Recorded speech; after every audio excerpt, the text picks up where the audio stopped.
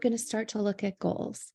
So hopefully you've got a really strong sort of sense of your own outcomes, how they tie to the larger collaborative outcomes, and how your mission plays a role, or how your strategies sort of align to that. Now let's move on to talking about goal setting. And as we talk about goals, let me just acknowledge organizations set goals all the time. So this isn't necessarily something that's going to be groundbreaking, but we want to introduce a way of setting goals that both makes them sort of achievable and understandable to multiple audiences inside an organization, but also inclusive and equitable. What kind of questions do we need to ask ourselves in order to ensure that? So when we think about SMART goals, we think about these 5 domains.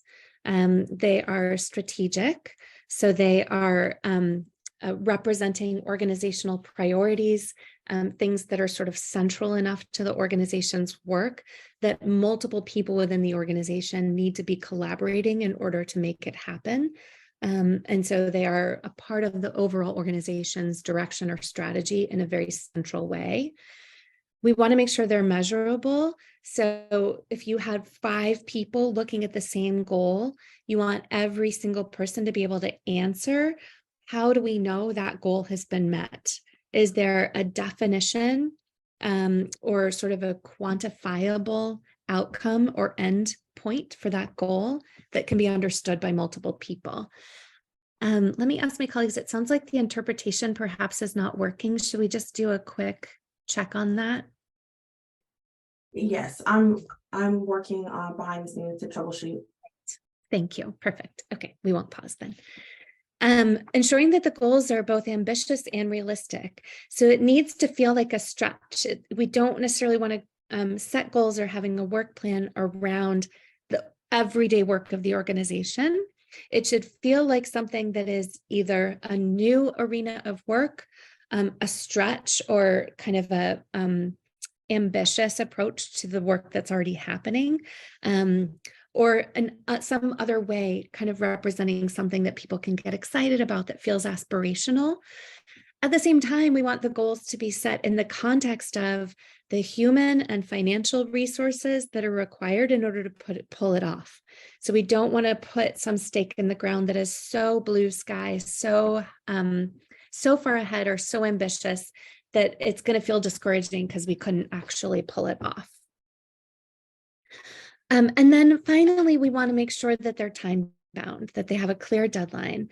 We don't want to feel like we're working in perpetuity towards some end. Instead, we want to feel like, okay, we are going to get through the next 2 years. And when we come to the end of that period, we can look back and say, we accomplished X. So that's how we want to think about it. And the timeline can really vary. It can be 6 months, it can be a year and a half. We try not to go further than 2 or 3 years in the future around a project plan, just because things change so much as we go. But we do want to make sure that deadline is clear and understood.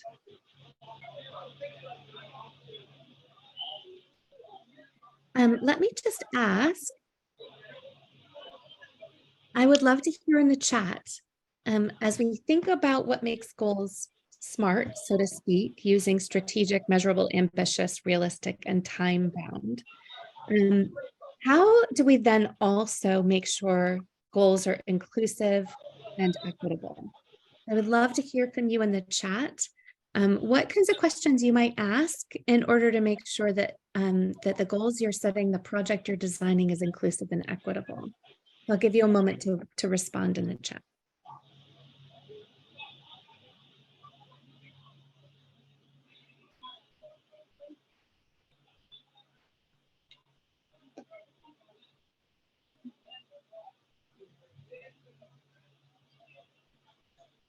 The commitment. So do you mean the commitment to inclusivity and equitable practices? Yes, perfect.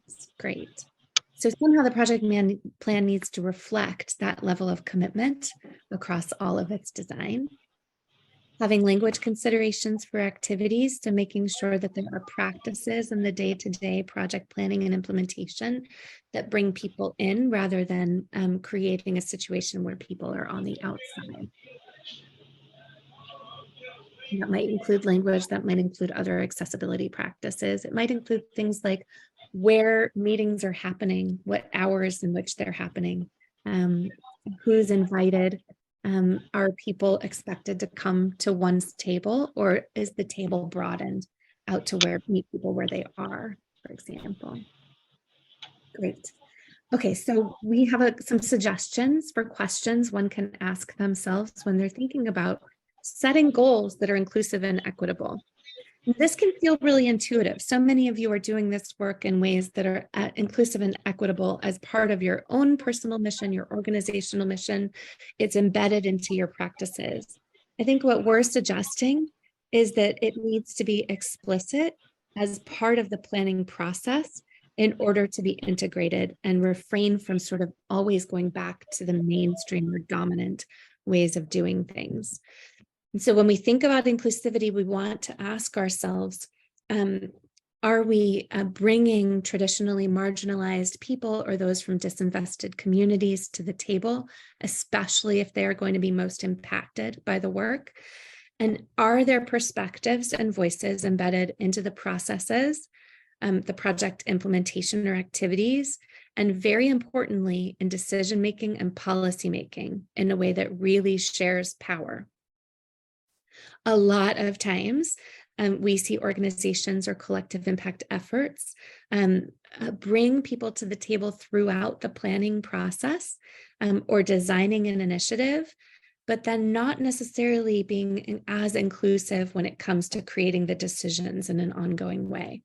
So being very, very conscientious of who's at the table and where those spaces or tables are created is what we think is really central to inclusivity.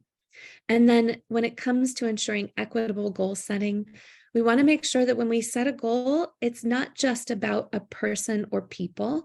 It's not just about the change you want to create, but it's also really acknowledging and understanding what systemic structures have led to this problem in the first place, and how the goal and the work itself will actually address that systemic injustice or oppression. And so being very explicit and clear, using it in our language, integrating it into our goals, we see those as really important steps to ensure that the processes are in place in ways that are inclusive and equitable. Sí te oigo. But also that the power paradigm is upended in a way that systemic injustice can also be addressed. So let's look at SMART, equitable, inclusive goals. I'm going back to the same example we had earlier when we were talking about building school capacity to support students' mental health. And if we think about a starting point for that work, the initiative goal might say, we're going to train schools in Illinois to understand and implement trauma-informed best practices. Super simple, super clear, a pretty good articulation of the work that's going to happen. And there's nothing wrong with that. It's a great starting point. But how do you take a goal like that and turn it into something that is actionable, measurable, and very clear, specific enough and clear to all who are involved that they understand the role they can play in making that goal happen? So let's turn it into a SMART goal. First, we're going to start with a timeline by 2024. Second of all, we're going to make sure that it's measurable. We're going to say we want to see 850 schools actually participate in this goal and end up in the same place where they've got trauma-informed best practices. We want to make sure that that is sort of ambitious and realistic. So we know that we've got the plans in place where schools can create an action plan. They're going to conduct an assessment. They're going to participate in training, and that's representing the progress we want to see. So it's another level of detail underneath how schools are developing trauma-informed best practices. How then do we take a goal that is a SMART goal like this and turn it into an equitable and inclusive SMART goal? So here is an example from the same initiative. We're keeping that first sentence around the measurable specific results that we will see as a result of this work. But we are also going to do an analysis, and the way that this collective group did it is by working with the schools that were already engaged to understand what issues or challenges they might be facing. So consulting with participants in the initiative, and then having a series of honest, open dialogues around how one might prioritize of 4,000 schools in Illinois. How might one prioritize those 850? And this goal represented a change in this work where the organization went from sort of an opt-in, schools come to the table based on an open call for participation, to a more targeted approach on priority focused schools. And those schools are defined here as those in which students are facing interpersonal, structural, and systemic inequities like racism, economic and health disparities, and exposure to trauma and adversity. Now, this is this organization's sort of approach to bringing equitable practices in that understand the systemic influences on the problem they're trying to solve, and inclusive approach where working with schools to set this goal was part of the process of designing the goal itself. What this means is that they are actually changing their work too. They're changing the implementation. They have these measurable goals around the populations of the schools in which they're working that they can tie to data. They can look at the demographic makeup of a school. They can look at the surrounding health resource picture. They can look at things like incidences of adversity in early childhood, for example, and then use those key data points to target the schools that they want to prioritize for expansion in this effort. So this is an example of how we might make an equitable and inclusive SMART goal. And thank you for those of you who are adding into the chat some of the outcomes and the ways that you think about equitable and inclusive practices. Removing barriers, I think, is a really great call out. That's something that if we think about systems change, so much of the systems that keep the power paradigm in place that we've been operating under for centuries have explicit barriers in order to retain that mainstream or dominant power. And so being able to remove those barriers of whatever stripe is a really great example of conducting equity-oriented work. And love these specific examples and encourage you all to sort of learn from each other by exploring the chat. Okay, so let's go through the exercise. I think we're going to ask you to go back to the workbook that we linked to earlier, that you've got your own working version. I'll put it in the chat one more time for anybody that's joined us in the last few minutes. And we're going to ask you to set an inclusive and equitable SMART goal. You might have multiple of these. We're going to ask you to start with one today. And you're going to answer the following questions. You're going to articulate the goal. You're going to say what dates are relevant for the goal to be achieved. You're going to say, I know that I've been successful when X happens, when I've gotten to 850 schools, when I've reached 150 people, when I've trained X percent of the teachers in the state. So whatever that might be, those are from our prior example, whatever the metrics or the measurable impact might be, we want you to go ahead and explicitly call it out here. Then we want you to do a gut check. Is this goal ambitious? Is it realistic? And to tell us, of course, yes. So to tell us that the goal is ambitious because, so complete that sentence. To say, we know the outcome is realistic because. Here you might talk about, for example, I know that we can do this because we have a hiring plan that will bring the staff in that are needed to make this goal happen. I know that we can do this because this grant has empowered powered our organization's capacity in a way that we will be able to accomplish this goal. So we want you to go ahead and answer those questions explicitly as well. And then we hope you'll think about the next level of detail. What are the set of activities that are going to make that goal happen? Finally, we want to do a little gut check here on equity and inclusion.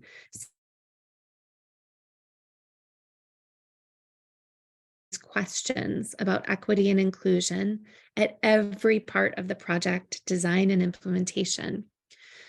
Are there unintended consequences potentially? So these questions over here on the left, are there unintentional disparate impacts that follow the lines of power and identity? How is this going to provide benefits or negative impacts across all of the work? Let's anticipate where inequity or exclusion might show up. Let's get ahead of it and cut it off at the head. And then finally, is there any adjustment that you would make to that goal that might make sure that impact is not coming to show up, that equity and inclusion are more explicit? So I think we have 5 minutes set up for this. I'm going to ask you to go ahead and go off camera if you are on, and go ahead and do this exercise. And we will take until 10:55 to fill out these questions in your workbook. And again, if you're having any issues, let us know over chat and we will do our best to address them. Go ahead and get started.